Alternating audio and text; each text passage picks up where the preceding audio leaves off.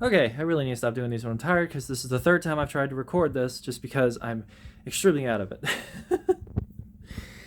Sick kitty has been very playful all day and all morning. Alright, so just making this video, first of all, hi, Defable. Coming to you live from my hiatus. Just giving you guys an update about Shadow. So letting you guys know what we did and what the plan is moving forward, plus what I'm doing job-wise to kind of better my odds at finding work. So I went with my sister's girlfriend Kim the other day, about 2 days ago, to the vet where we got him tested for leukemia/IVF, diabetes, various different things. I have a paperwork that has all of it. I just don't feel like getting it out right now. They took blood samples. They took urine samples. For the urine sample, they shoved a needle in his bladder. Poor kitty. Thankfully, no leukemia or IVF. He also doesn't have rabies. We have a rabies certificate for him now, and then we just need to get one for Jet. But the reason why we thought he had diabetes in the first place, because I never did explain that. My older sister next door has decades of experience with animals, and her cat, Zeus, is diabetic. And the main signs he showed that the vet said to look out for was frequent hydration, frequent urination, and constant weight loss.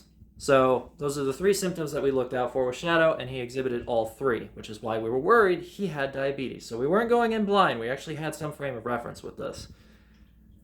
But I never did clarify that, and I apologize for that. With the donations, the $271, we were able to pay for the majority of it. I did have to tap into some of my rent money, which is fine. We got stuff figured out for that, thankfully. But we were able to get him to the vet, get him treated. It, in total, thankfully did not cost $430 or whatever fucking amount I said. I think, $430 at all. That was just an estimate by my sister. That's why I was going by it. Thankfully, it only cost $315. So we're keeping the $115 left over to be able to get his supplies. Now, to explain the supplies part. Now, we don't know for sure if he's diabetic. We have reason to believe he is, as the vet themselves said that he might be, but we don't have the test result yet. We don't want to get the supplies, unless we need it, right, until we get actual confirmation, because it feels like wasting that money that could be used towards getting stuff he needs more, or needs even the same amount. Feels like a waste of time, honestly. But in total, it should cost, if he is diabetic, it will cost $30 for the insulin every few months.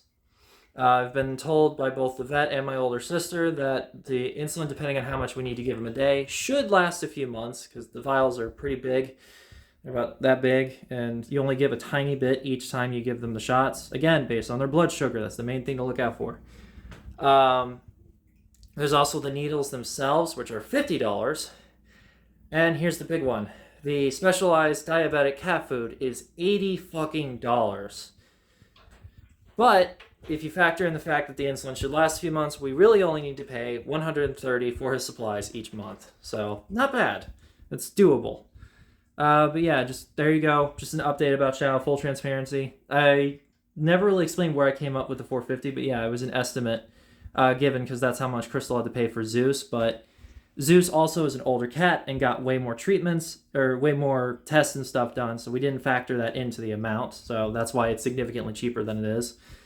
As for job hunting, I've been applying 20 to 30 places a day on Indeed. I know it's not much, but it's something to do when I first get up in the morning to kind of get the ball rolling. I also work with my IPS agent. I have a new one now because my old one had to transfer location, so his workload was given to my new caseworker, who's really cool. She's also part of Voc Rehab, which should help me as well, get me some job skills.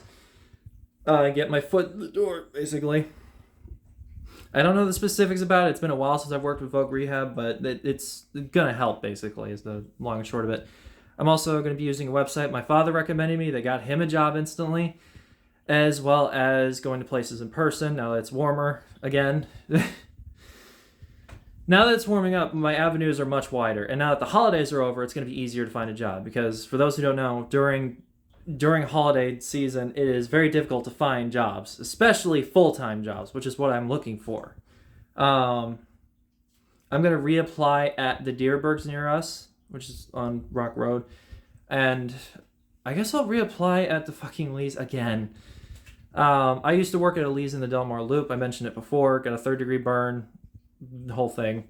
But yeah. That's really the plan moving forward. That's why there's not going to be any streams for 3 months.